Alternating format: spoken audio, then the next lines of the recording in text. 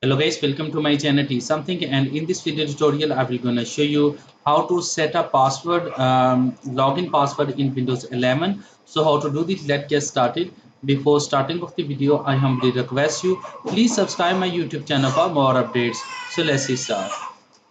Okay guys, first of all, in the search box type a sign in option, open a sign in options. After doing this step, go to your password and click on add, set a password, and after that confirm the password inset.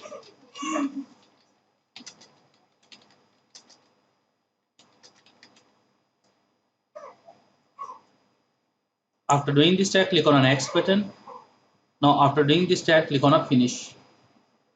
Now here is a password will be set.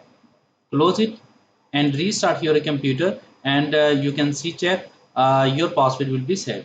I hope this video is helpful for you. Thanks for watching, and please subscribe my YouTube channel.